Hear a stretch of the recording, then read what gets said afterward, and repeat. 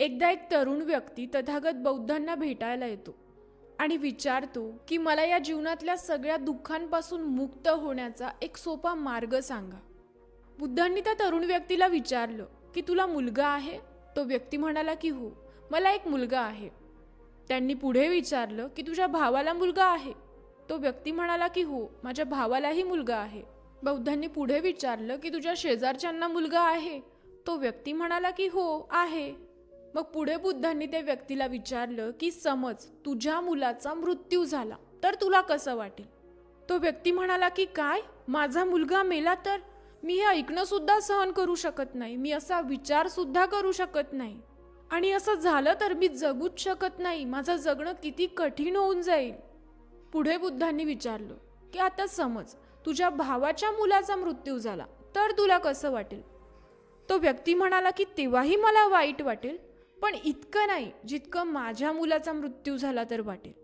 त्यानंतर बौद्ध भिक्षू म्हणाले की समज तुझ्या शेजारच्यांचा मुलगा मेला तर तुला दुःख होईल? तो व्यक्ती म्हणाला की हो, तरी सुद्धा मला दुःख होईल, पण तितकं नाही जितकं माझ्या भावाचा मुलगा मेल्यावर होईल. पुढे बौद्ध म्हणाले की आता मला सांग की आपलं दुःख हे कोणत्या गोष्टीवर निर्भर करतं? तो व्यक्ती म्हणाला की यातून असं समजतं की आपलं दुःख यावर निर्भर करतं की आपण एखाद्या व्यक्तीचे किती जवळ आहोत, एखाद्या व्यक्तीशी आपण किती जुडलेलो आहोत. म्हणजे एखाद्या व्यक्तीशी आपण जितके जास्त अटॅच असू तितकं आपलं दुःखही जास्त असेल, आणि जितकी कमी अटॅचमेंट असेल तितकं दुःख कमी असेल. बौद्ध म्हणाले की अगदी बरोबर. आता मला सांग, तू तुझ्या मुलाला समुद्रकिनारी घेऊन गेलाय आणि तिथे तुझा मुलगा खेळतोय, तिथल्या रेतीपासून घर बनवतोय, आणि अचानक एखादी लाट आली आणि ते घर तुटून गेलं तर तुझा मुलगा दुःखी होईल? तो व्यक्ती म्हणाला की हो, माझ्या मुलाला दुःख होईल, तो रडायला सुद्धा लागेल. बौद्ध म्हणाले की तुला दुःख होईल? तो व्यक्ती म्हणाला की नाही, कारण मला माहिती आहे ते मातीचं घर आहे, ते आज ना उद्या तुटणारच आहे.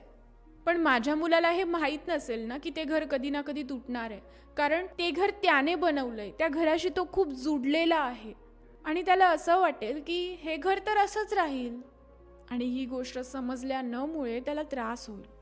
बुद्ध म्हणाले की अगदी याचप्रमाणे तुझ्या आयुष्यात ज्याही काही गोष्टी आहेत ज्या तू बनवल्यात, मग ते तुझे नाते असतील, तुझं घर असेल, तुझी नोकरी, पैसा, गाडी, जे काही असेल, अशा बऱ्याच गोष्टी ज्या तुझ्या खूप जवळच्या आहेत त्या सुद्धा एक दिवशी नष्ट होणार आहेत, हे समजून घे. आणि जर तू हे समजून नाही घेतलं आणि त्यातली एकही गोष्ट जरी तुझ्या आयुष्यातून निघून गेली ना, तर त्या दिवशी तुला त्या लहान मुलाप्रमाणेच त्रास होईल.